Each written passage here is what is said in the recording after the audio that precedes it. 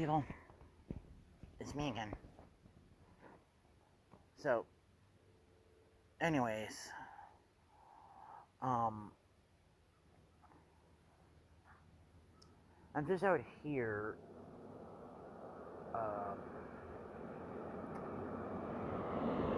resting at the lookout point. So, it's just this open area that you can see out to the city. That's kind of in between one of the streets that leads to my house and another street that kind of leads to a different neighborhood at this point. So, at one point where I was talking about my manifesting journey, at this point, yeah. So, what happened was here, there was like another sign, or what they call the synchronicity, and that happened with like the first guy that I manifested at this point. And so he was the one I refer to as now like J1, or I would refer to him as the guy from Finland, or my new friend, or my new friend, previously at this point. So, considering all of that,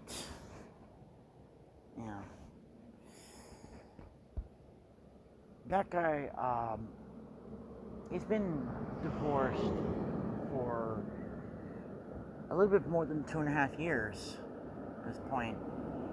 And so that was kind of one of the reasons why, I had to take things slow at that point there.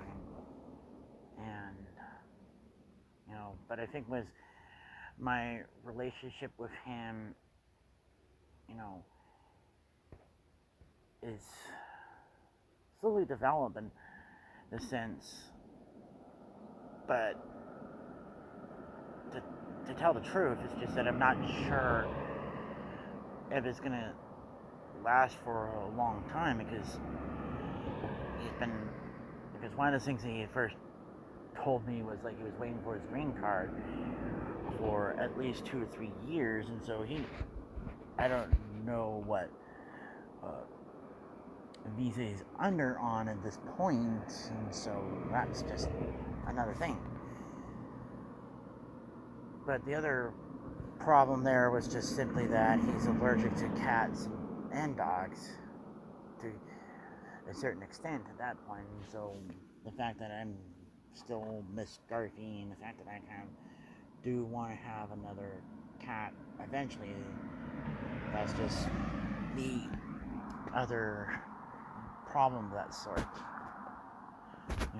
But then when it comes to like his living situation of that sort, it's just that he just rents a room, and his landlord would not allow him to have guests. And so even if it does like progress a bit further, like the only time, or the only place that I can never get intimate with him is at my place. So that was kind of like the thing.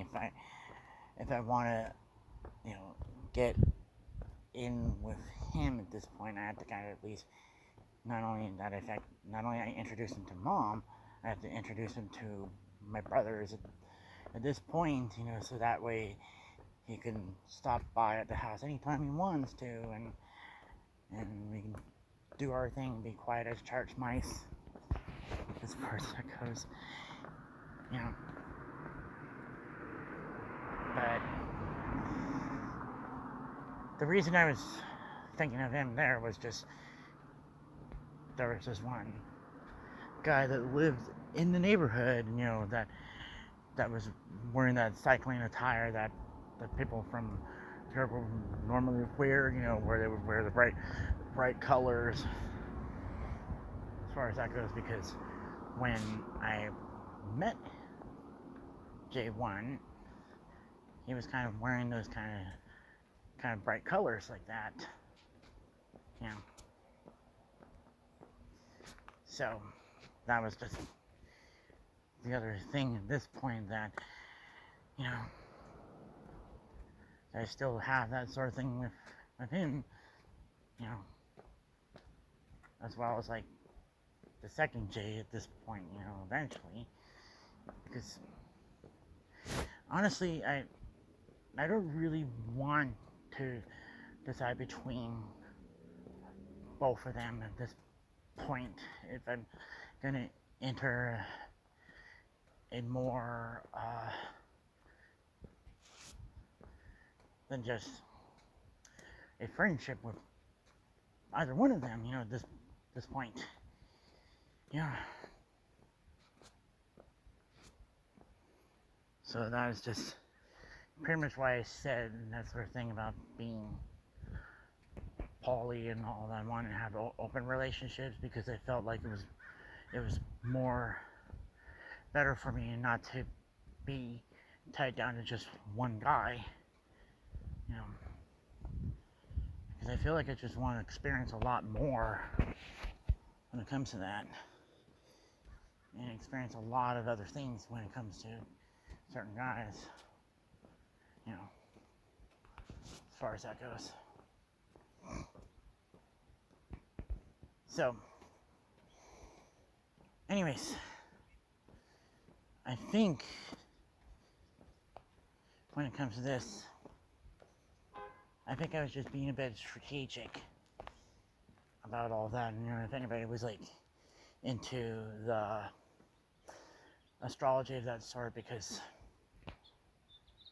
J1 is a Sagittarius, J2 is an Aquarius, and I'm a Gemini, and so there's like this magnetic attraction with me and G1 because that's just how it is. And then G2 is more like an Aquarius is like cut from the same cloth as a Gemini because it's like they're kind of like the middle of like the earth. They're like the very end of the air signs. I'm like the very beginning of the air signs. You know, Libras are like smack dab in the middle as far as that goes. So, considering all of that, I think that's just one of the things that I wanted to talk about here. But it's one of the things I said before that I don't really have to be emotionally and mentally like invested in either one of them or both of them at this point. I can just, you know, forget all about that and pursue somebody else if I choose to, because I have plenty of options of other guys that I could probably form a relationship with, you know, but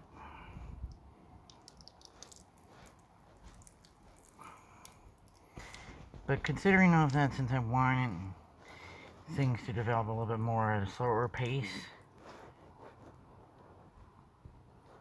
but it's probably going to be a whole lot more rewarding in the end when it comes to either one of them or both of them at that point. Yeah. And the fact is, I feel more confident in myself, and I feel happy that, you know, that I can get two, you know, have two soulmates if that's really what it is going to come to be at this point, because most people usually get one at a time, but others they could get two at a time, or three, or four, or whatever, and that's just perfectly fine with them. In that case, it's just simply, you know, as long as, you know, have this type of relationship with trust, respect, and all that jazz, then that's all that is to it. Because I think for me, I needed to have that sort of thing in my life, where I can be with a guy that my relationship with them is going to last a long time. I mean, not really talking about like a couple of months or a year. I want it to last a really long time, I suppose. And that's just where I want to be with both those guys. Because I'm only going to be alive for maybe in another 40 or 50 years if I play my cards right. And I feel like I want to make the best out of everything, because of, 3 years we're going to have to, like, leave and sell the house at some point. And I don't really want to be just stuck living with just mom and my two brothers or something like that. Or I do kind of want to be on my own, but away from mom and my brothers at some point. But I think the best way it would work is if I had someone there that will love me and take care of me. That's kind of like the real goal of all of it. With either one of those guys, is that they can do that for me. So anyways, I guess that's probably it. So talk to you guys later. Hey people, it's me again. So, anyways, it's about 11:15. Today is November 7th, 2023. So, anyways, I think I'm gonna probably try to make it this more concise as far as that goes, and it just kind of explains why I could be a bit wary of others at that point where I could be guarded. But I realize it's like, that's just only natural of me being a bit guarded to start off. But it takes a while for me to open up. If it's that certain type of personality that certain people have, but those are like the types that don't really quite understand an introverted person and feel that it's just somehow that they need to change me to become more quote unquote extroverted, rather than just respecting my own boundaries. And that was sort of the reason why I gotten all cagey when it comes to certain people like that. So the whole story was, I think Mom had told me this sort of story like a couple of times, where I was probably about maybe 2, maybe 3 or something like that, and where I was gonna go and have like some sort of CAT scan or PET scan. I don't really remember the exact story, something like that. But they had to sedate me, so they put like this powdered sedative in a carton of orange juice or apple juice or something like that, and everybody was telling me to drink it and blah blah blah blah. And I was a bit skeptical, and I only drank half of it. So that was like the thing there. Yeah. And I think when I get a next session with that therapist, I'm probably going to have to mention that sort of thing, that just to have more of the bigger details on why it was so difficult for me to like go back to therapy again, because after like 17 years. And it was just, what I said earlier. But mainly the whole reason there was just the whole thing with Dr. Solomon, and I had talked about this sort of thing multiple times about Dr. Solomon and how he wanted me to be doped up on Paxil, doped up on Zoloft and Effexor as far as that goes. And it was about like a year ago when I realized that it was Effexor the entire time. Where he wanted me on Effexor, wanted me to be on some kind of drug so he can pat himself on the back to say that he had changed a patient of his for the better, and just so he can move up another rung in the ladder of life. And I just wasn't going to be that. I wasn't going to sacrifice, my mental health for his own well-being, But I think, looking back and all that, I could have just reported him to the medical board, for that matter, but I just couldn't do that. I couldn't do that because of all the crazy shit that was happening during that entire time. And that, I just did not want to rock the boat. Because if I had rocked this sort of thing, the fucking boat would have capsized. And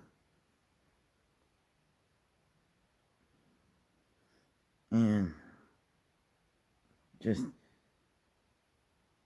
not really certain about all of this sort of thing.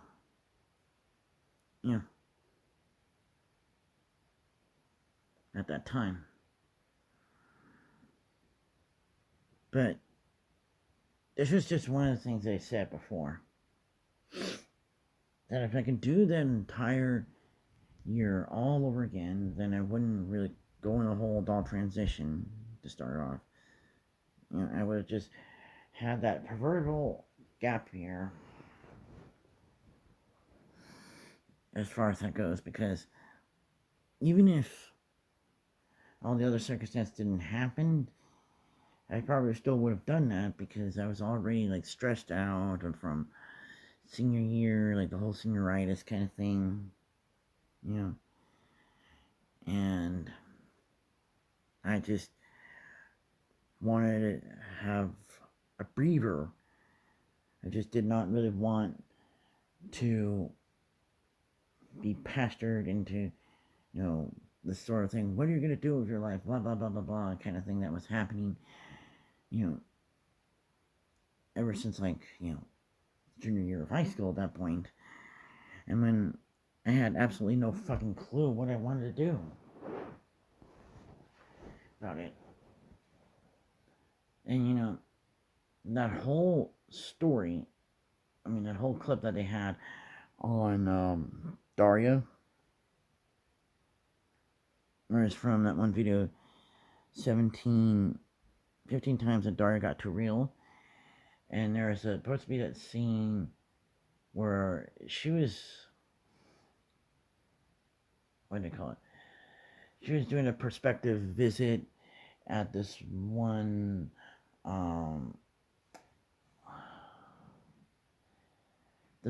prep school that she and Jody were going to.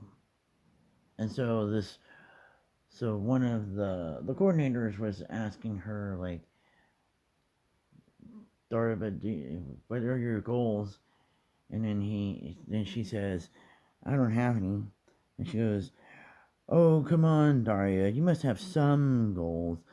And then she says, my goal here is not to wake up at 40, having a bitter realization of being forced into a job that I hate when I was forced to decide on a career in my teens. And the coordinator's reaction was that nervous chuckling sort of thing, because, that kind of was really deep at that point. And now here I am, I'm 40, don't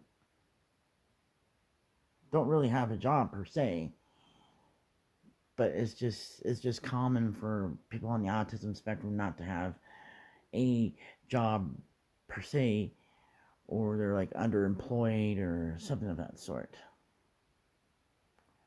Very rarely do we see people that are on the autism spectrum having like those type of jobs,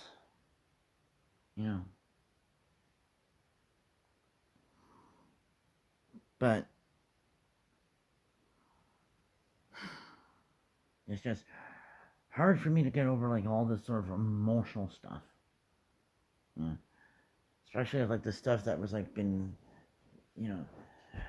said it real deep like that.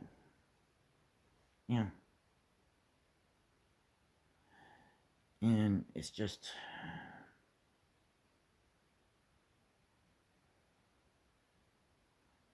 I don't know.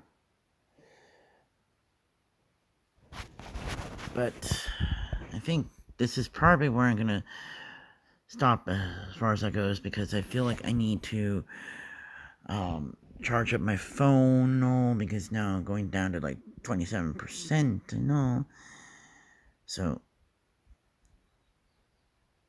not to mention I need to eat and do all the other shit that I have to take care of. So anyways, talk to you guys later.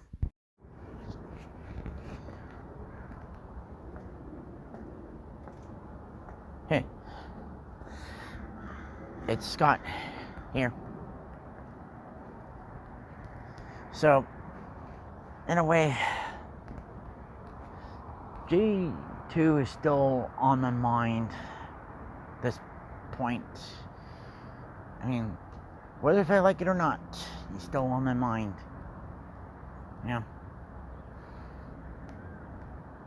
As far as that goes. So, anyways, that's usually how he starts his videos. Even way back in the early days of YouTube. And still does the same way. When it came to like TikTok at this point. But I'm not necessarily going to go into all of that, because it's already been said and done, as far as that goes. And as far as with the manifestation when it comes to him, is that I will be with him regardless of the outcome, timing, and circumstance, as far as that goes. You know what I mean? Because when you want someone to be in your life more than just a friend that badly, and you just don't know why that is, but it is what it is. I was trying to find like any good reasons, but yet it probably doesn't really matter whatever reason it is with J2, as far as that goes. Other than that, I just want to be with him, and I just want to love him, want him to love me, because the fact that what he's been going through now, just recently, he feels that there's no one left that can love him, that wants to be with him. But the truth is, I still want to be with him. I still want him that badly, and I don't understand,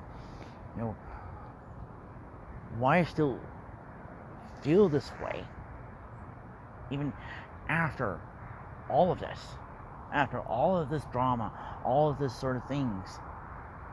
I still want to be with him.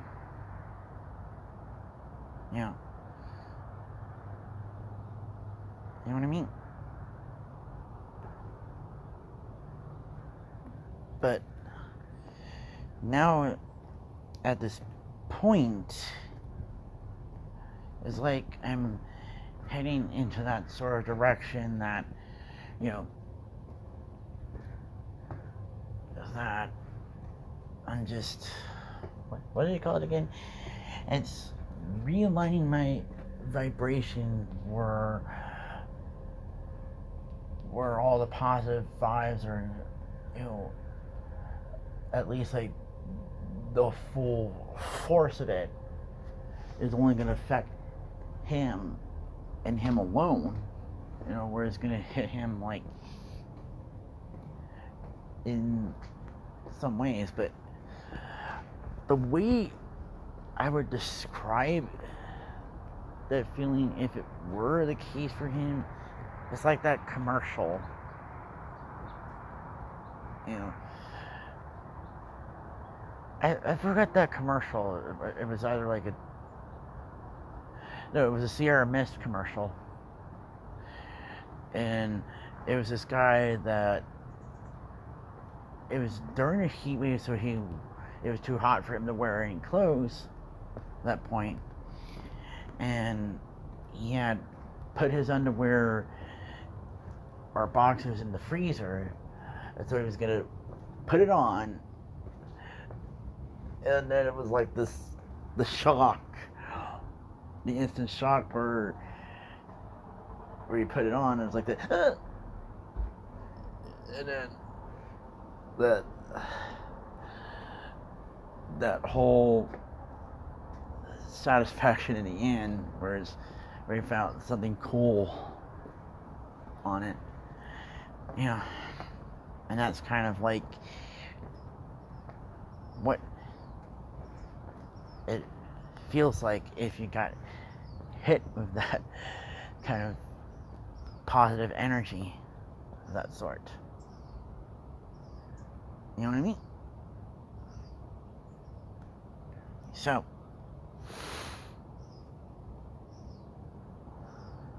that was just the thing here.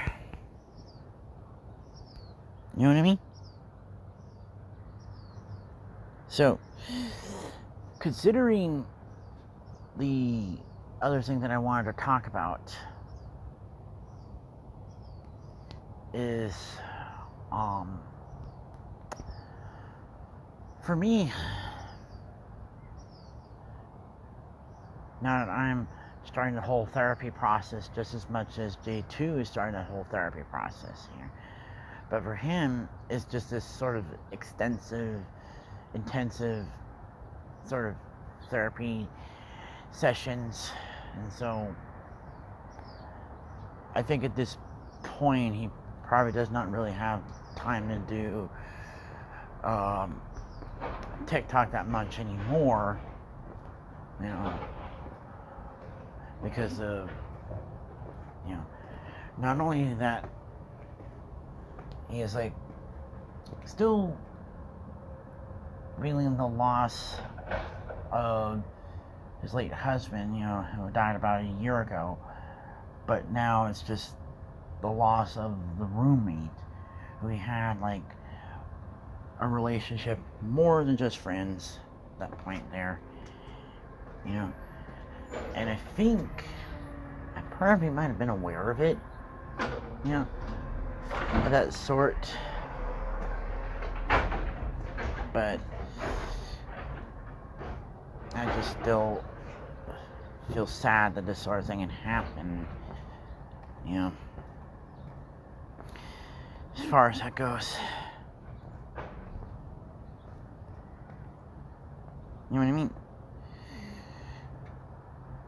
But I don't know. It just feels like it's just one of those movies of that sort. You know,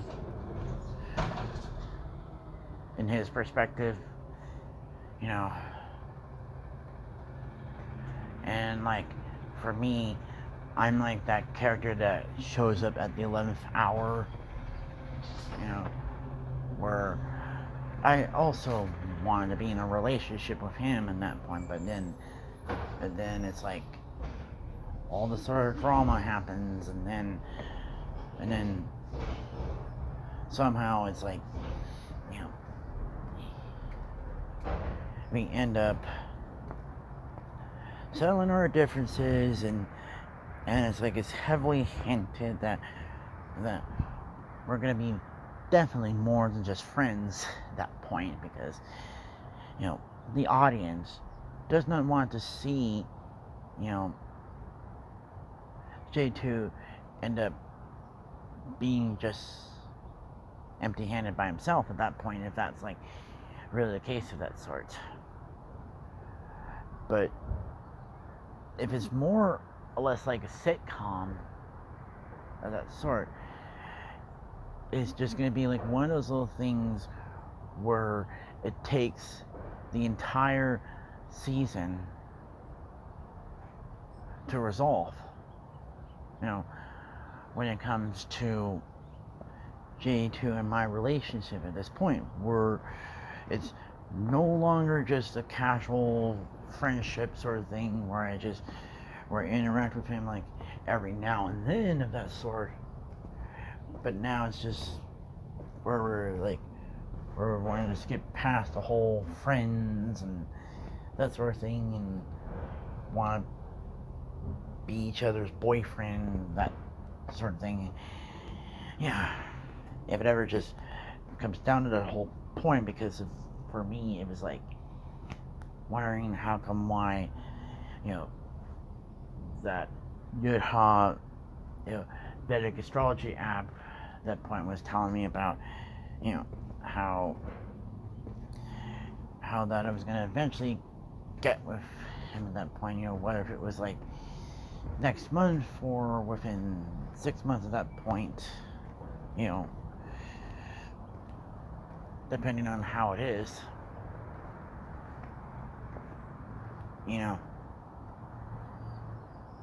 as far as that goes. But I think it's just that the intensive therapy is going to be the thing that's going to rush a lot of the healing process, because at least it's more of an expedited manner than the whole traditional therapy sessions and all of that. Yeah. As far as that goes. But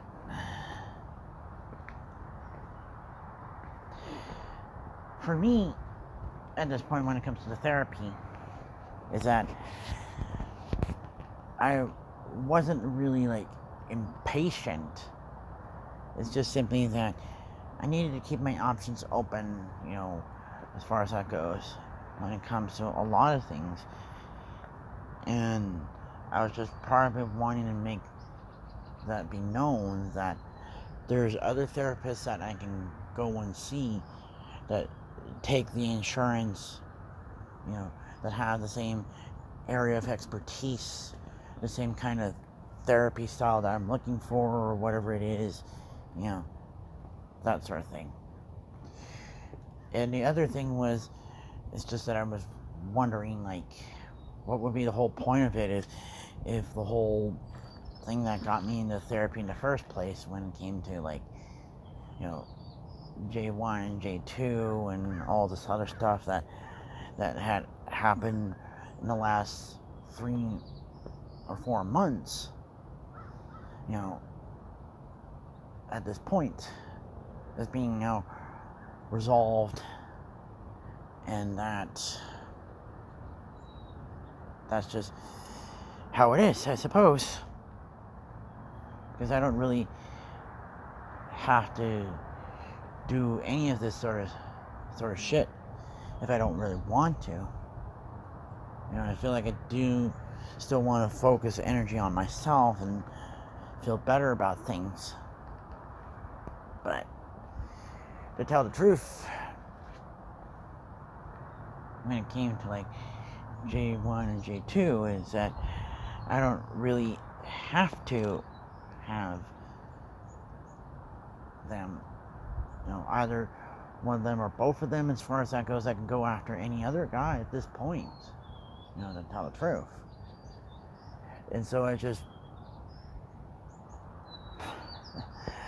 it's one of the things that I should have pointed out to people, that there's probably at least more than one guy. I could probably say that it could be maybe like 5, 6, or 7 guys that are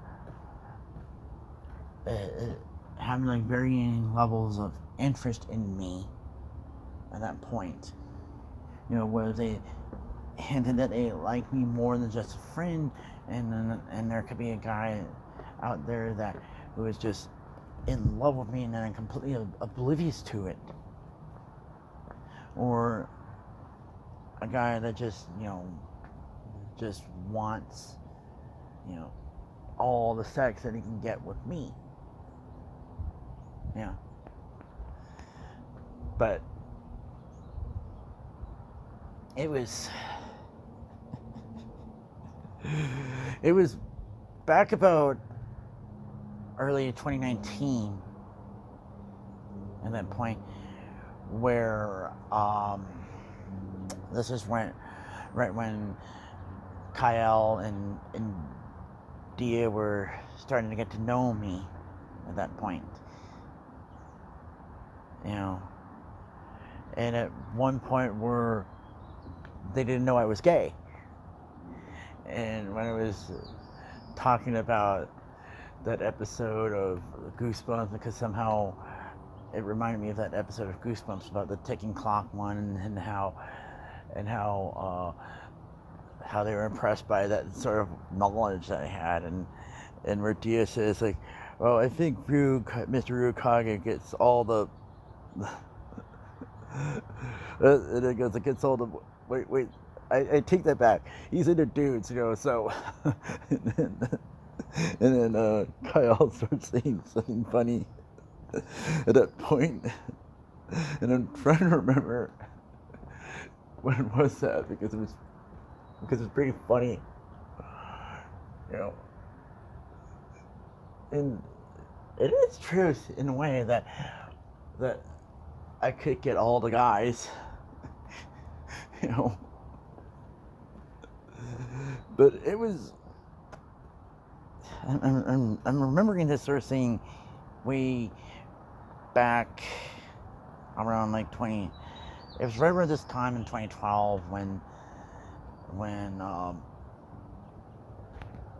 it was like Fraser and Becky and the guys from Far From Subtle at that point, and where Fraser had joked around about what it'd be like if he was gay, and he said that he would be a bear, and saying something about that he would get all the men at that point.